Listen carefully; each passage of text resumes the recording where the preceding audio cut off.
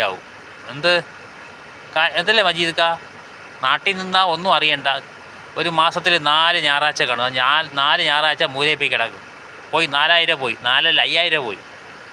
ഇവിടെ കിട്ടുന്ന ശമ്പളം എന്ത് അയച്ചു കൊടുത്താലും ഒരു ചായ കുടിക്കാൻ പോലും നമ്മൾ പൈസ മാറ്റി വയ്ക്കും. അതാണ് പ്രവാസികളുടെ അവസ്ഥ. പാവം പ്രവാസികൾ ആണെങ്കിലും അറിയുന്നുണ്ടോ, വിളിക്കുമ്പോൾ ഓരോ പ്രാരാബ്ധങ്ങൾ, കടങ്ങൾ എന്തല്ല അത്ര തന്നെ. എന്നിട്ട് പരാതി തീരുന്നുണ്ടോ? ഒരു പരാതി തീരുന്നില്ല. ഇവിടെ നിന്ന് നാട്ടിൽ പെട്ടിക്കണക്കിന് സാധനം കൊണ്ടുപോയിട്ട് ആർക്കെങ്കിലും ഒരു സാധനം ഒന്ന് കുറഞ്ഞു പോയാൽ അവിടെ ദൂരം നോക്കിയിട്ട് നമ്മൾ ആദ്യം വന്ന ഉടനെ ചിരിക്കും.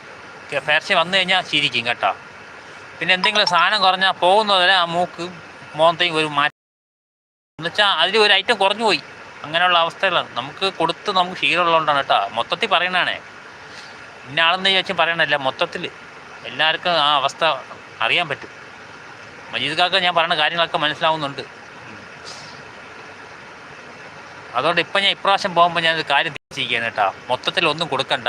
പോണ സമയത്ത് ഞാൻ അവളെ പറഞ്ഞ് ഏതെങ്കിലും കുടുംബക്കാരെ വീട്ടിലുണ്ടെങ്കിൽ പോയി നിന്നോ. പേർച്ചയിൽ പോയിട്ട് അവിടെ ഒന്ന് 5-6